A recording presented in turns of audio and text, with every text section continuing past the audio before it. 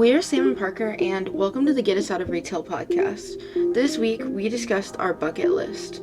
Thanks for all the support recently, and I really hope you enjoy.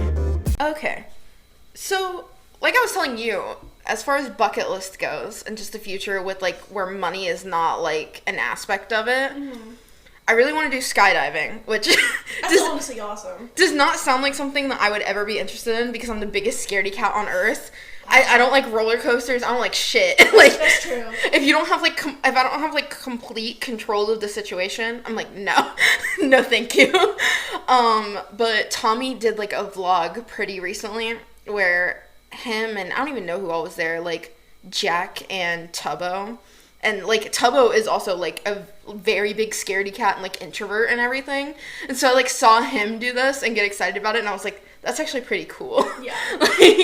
And, like, I feel like the part that I was the most scared of, like, previously was, like, the landing. Because I was like, you're gonna die, like, by the time you get down there.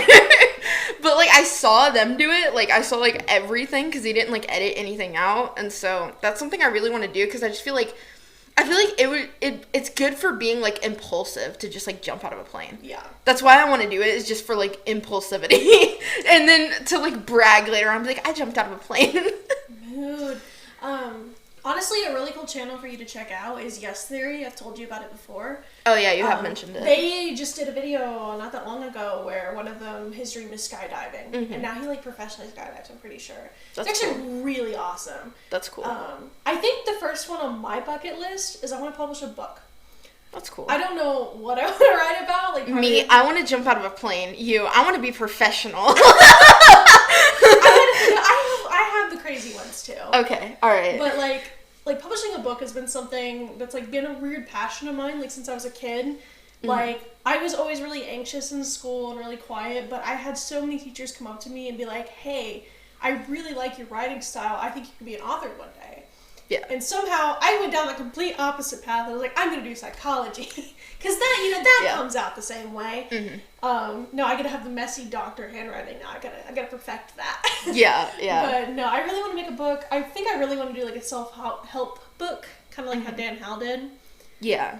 But mostly, like, just talking about my life story, because I feel like I've seen a lot of shit, and I know a lot of shit, and I feel like I'd help the world a little bit.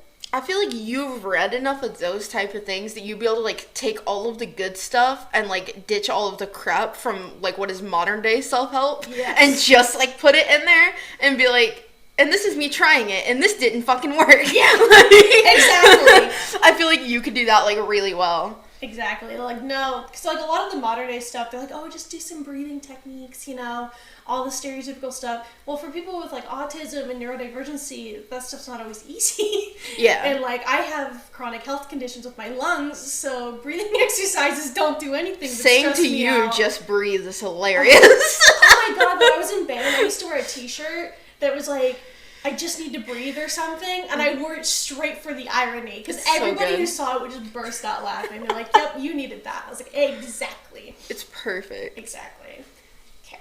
I feel like mine are very, like, outdoorsy and just doing, like, impulsive stuff, because I want to do, like, rock climbing, too. Yeah. Because I've had, like, a little bit of that, because my family takes trips to, like, West Virginia and Virginia all the time.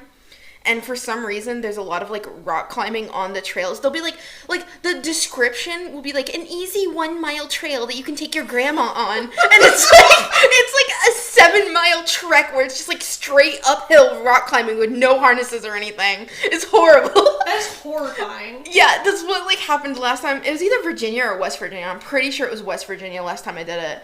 But, yeah, and you had to, like, jump from, like, rock to rock, and there's just, like, a cliff in between. No, thank you. Like, no safety equipment, like, no signal. The nearest person is, like, 8 miles away from you. Like, Yeah.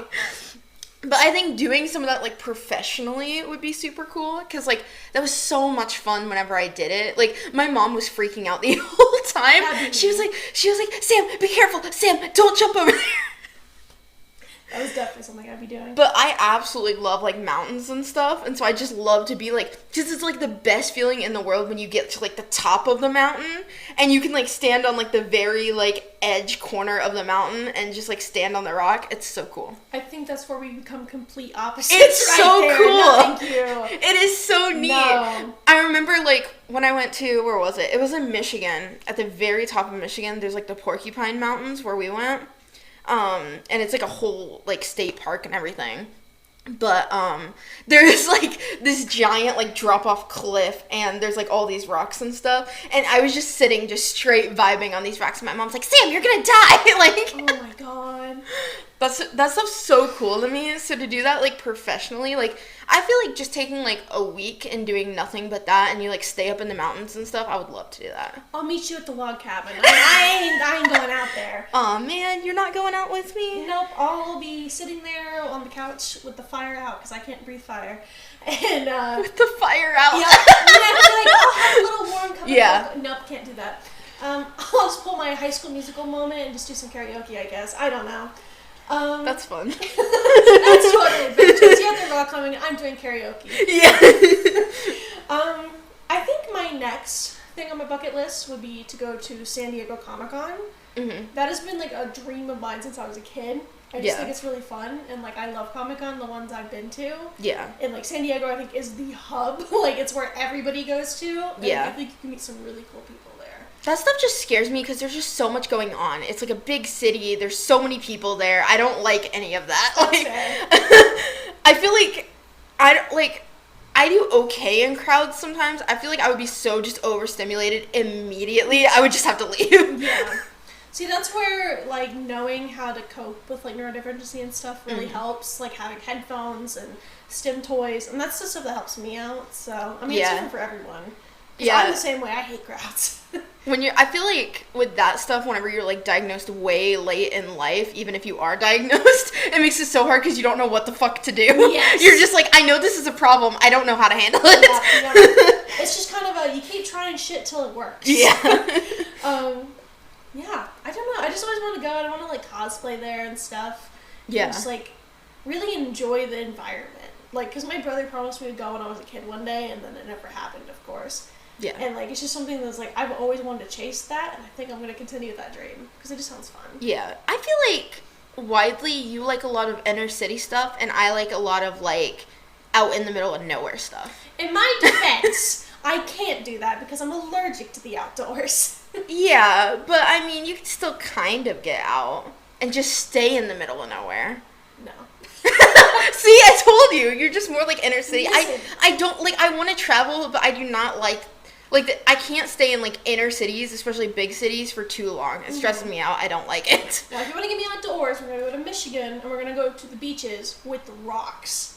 Yeah. I don't do sand beaches, but we can do the rocky beaches. You don't do sand beaches. Nope, I won't do it. I hate it. You'll do it for me one of these days. No. Yeah. I love you, I but already no. no. We've had this conversation before. That I'm just gonna set you up with like a beach blanket and like one of those umbrellas and like pat you on the head and be like, I'll be back.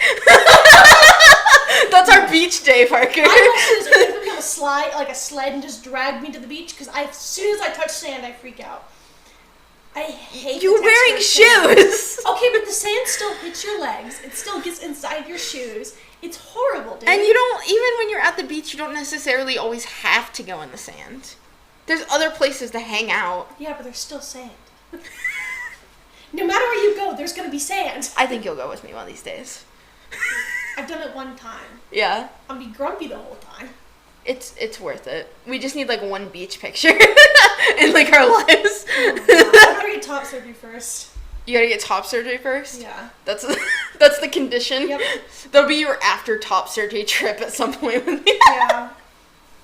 After I've healed and stuff. But I feel like that's the main difference because like I feel like just everything I want to do in life involves just being like outside, and I talked about like impulsive decisions and just like even if something is scary, just like saying yes to it. Like that's what I want to do.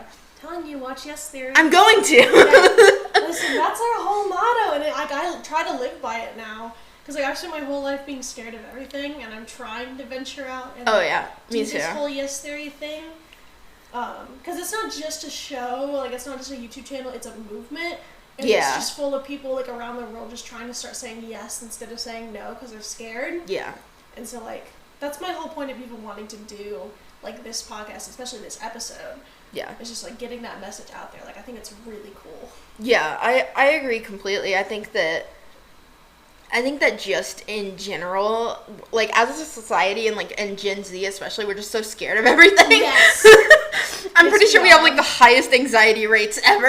I'm pretty sure we do. Yeah. Officially. And so I think that's a really good thing. And I also think, just as far as, like, bucket list in general, is it's always, like, a really good idea to, like, keep your mind on that. So, like, when you're going through, like, the monotone parts of life, be like, yeah, but this is in the future. Yeah. Like, that's literally what keeps me going is, like, things like this podcast and potentially, like, doing more content and stuff. That's what keeps me going, being like, that's in the future. Yeah. Like, as much as with the life we're going through right now sucks, Yeah. eventually there's something that might be better. Yeah. Yeah. Well, another thing I think that's on my bucket list, I know is on my bucket list, is I want to get top surgery. And, like, as anybody who's known me for a long time knows, it's been something that's meant a lot to me, like, for as far back as I can really remember. Like, as soon as I found out, like, what being trans meant and, like, how you could make your life easier being trans, there's no way that being trans is easy. Yeah. But, like, for me personally, not everybody has to transition to be trans, that's not what I'm saying. But for Yeah. me personally, it's, like, getting top surgery has been a big goal of mine. And it is, like, the one thing that keeps me going at the end of the day, because, like, I don't want to die with a chest. That's Yeah. not the one that I see in myself. And I just want to have, like, all my friends join, you know, Yeah. my 3 friends, and just, like, have just, like, a big party, you know, and Yeah. just, not a big party, we're anxious, but, you know, just, like, a friend thing, Yeah. and just enjoy our lives for once, and feel safe in our bodies, and just have good vibes all Yeah. around. The, like, not just top surgery, but the whole transition thing is really cool for, like, you can track your progress and stuff. Like, I love that stuff, like, post, like, TikToks and stuff. Yes. About, like, the progress and, like, the, like, 1 month, 2 month, like, even just going on T. Like, I think that stuff's super cool. It's fascinating. I just watched, I follow a guy on TikTok, and he just got his top surgery. I didn't Yeah. even know he was getting it, and I was so excited for Yeah. him, man. It's like some people don't understand how big of a deal it could be, but, like, Yeah. it is so fascinating, because, like, then you finally see somebody for who they feel they are, Yeah. and who you see them as, like, you see it, like, for real, Yeah. and it's crazy, and Yeah. I love that. I feel like it's also really scary. Like, as a person that's not trans, like, I look at that and I'm like, that is terrifying, because it's like, it's a very, like, permanent choice, and it's still a surgery. Mm-hmm. Like, surgeries in general are scary. Yeah. I don't even want to go down this road. I have such a big fear of, like, medical, like, procedures and stuff. Yeah. Like, I've never had them. I don't want them to happen. Yeah. But this is one that I'm like, I'm willing to face the anxiety of it. Yeah. And I think, especially, it's different from when you're cis and, like, thinking of the idea of being trans and actually Yeah. being trans. Yeah. It's suddenly less scary. Because it's Yeah. not like you're looking at it like it's a permanent choice. It's like Yeah. you're making the right choice. Yeah. And you're finally, your image in your head's going to match the image you see in the mirror. Yeah. So it's less scary in that sense. I mean, it's still a surgery. It's still like, oh my god, something could go wrong. Yeah. But And there's, like, infections and stuff you have to worry Yeah. about. Yeah. yeah, there's like all these infections. Like, even after. Your nipples can fall off. Yeah. Some people don't know that. It's just like this crazy thing. And I think we're going to eventually have a talk about it Yeah. on the show. So Yeah. we'll eventually get down that road of, like, surgeries and transitioning and being LGBT. Yeah, yeah. I think even just as someone that's cis, like, being comfortable in my own body and, like, being comfortable in who I am, like, I think that's really important to me. And just, like, in the future. I feel like that's something that you kind of just have to find for yourself and say, like, fuck everyone around you. Like, I'm gonna do what I want, Amen, and I'm gonna yes. do what makes, like, me happy, because that's the priority.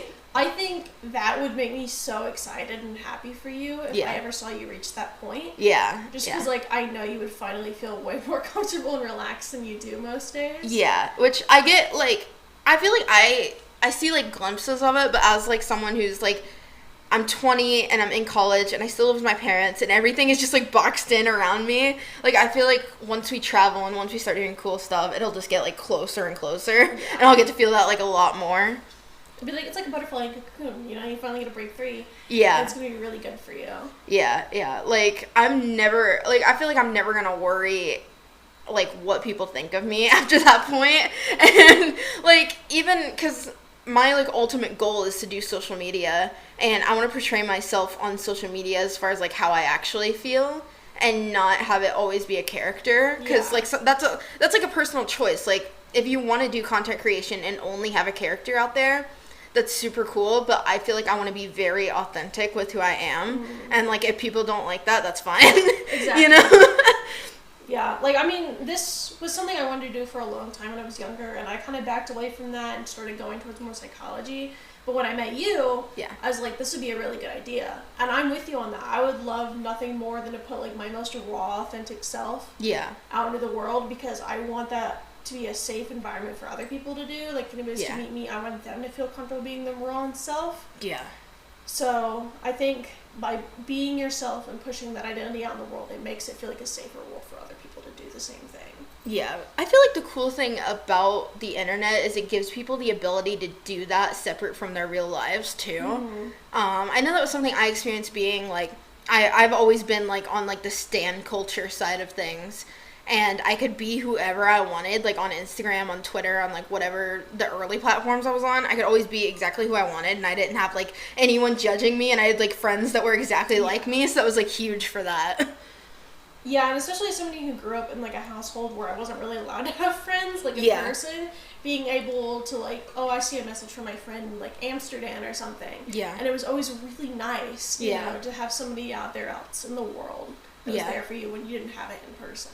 And I feel like I never truly want to lose that, like, looking forward. Like, I still feel like I want to connect with people, like, through the internet, because it's just, like, a really good safe space. It's a really good safe space away from having the pressure of someone, like, knowing you and having, like, all the strings attached there. Yeah. Like, in real life. And so, yeah. Yeah, and, like, worrying about your identity and stuff. Like, especially... And it's, like, the same thing when we were talking about, like, transitioning and being trans, too. Like, I'm sorry, this is just, like, how I, like... associate myself in the world, you know? I was thinking about that too, like, it's like, as far as the trans thing. It's so nice as a trans person, and I've met a lot of other trans people who talked about this, where it's like, for some people, it's like being a whole other person and being yourself, but for being trans, you know, I can be a man on the internet and nobody questions that. Yeah. Like, nobody sees my body and, like, goes, oh, no, that's not who you are. Yeah. It's all based on your personality and how you show yourself, and I think that's really empowering. Yeah, I know, like, my early experience with trans people was all on the internet, and it was them, like, coming out to me before they even told their parents or anything, and I was like, whoa. Like, yeah, it's really cool, though. Yeah, I remember that feeling. That was really neat, to be, like, the first person who knew, and to be able to support them behind a screen was super cool. Yeah. It always makes it really helpful for, like, holidays and stuff, too, because, like, no matter what's going on, you know, with your family, if your family doesn't accept you or anything, you could always have your friend on the other side of the world supporting you. Yeah. It's really empowering. Even for, like, family holidays and stuff, even just having friends that know who you actually are, because I feel like with family, it's so hard, but even, like, as difficult as, like, Thanksgiving and Christmas is going to be just for me, like, knowing that I'll have someone like you or, like, it's people that I can text and, like, not have to worry about, like, putting all those walls up, that's gonna be really neat. Yeah, we should have our own little Christmas. I think that'd be fun. I've talked about that before with both, like, Thanksgiving and Christmas. Yeah. That would be really fun. Because I know the holidays are really rough for people like us. Especially, like, going back home and stuff sometimes. So. It seems like for a lot of people, like, I feel like people don't talk about that enough, that holidays are just extremely rough for everyone involved. No one likes it. Like, you get these big families together, nobody likes each other, you just find, like, your little niche in the family. Yep. It's horrible. Everyone fights. Like, I don't know what it's like to have a healthy family, if that's even a thing. But, like... You know, it's crazy. I've seen one TikTok family that showed they were healthy, and it was the craziest, most weird experience I've ever seen in my life. Yeah.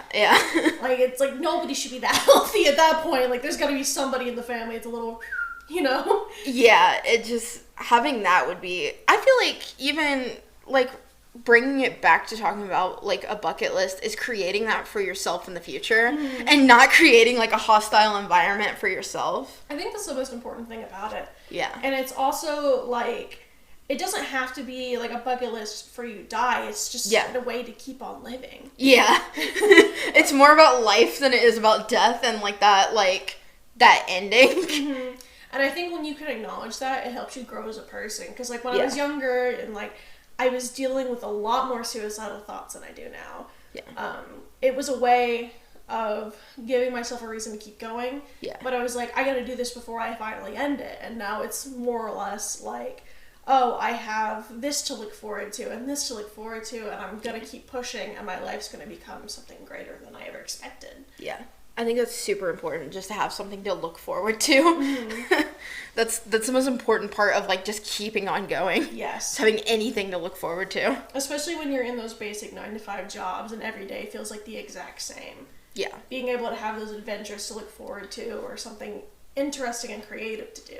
Yeah. And I know in, like, our current job, I feel, like, very trapped. Yes. And so picturing any, like, time when I'm not there, it's all that like keeps me stable right now in that job. Same. That's the only thing at the end of the day, like, we're both crying in the parking lot, Yep. staring at whatever truck driver is sitting there probably sleeping, and we're just bawling at 3 a.m. Yeah. It's like, oh wow, you know, we can look forward to this. Like, we talked about, like, getting a van and just, like, driving around the country. Yeah. We throw a lot of ideas around, and it all involves getting out. Yeah. Maybe it says something about where we're at right now in our lives, but we'll get there. Well, I know, like, when I was discussing this with my mom, she, like, asked me the question, like, what do you think leaving is gonna, like, give you? And I'm like, everything. I just need a change of environment. Yeah. Like, anything just to get out of the situation I'm in right now. Because sometimes that's all it takes. Yeah.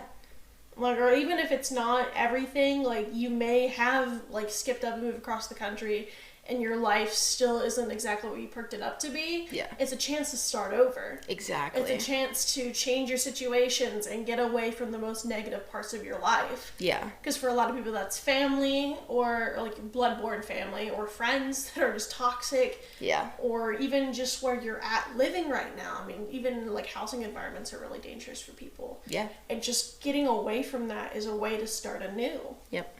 And it's really encouraging. Yeah, definitely.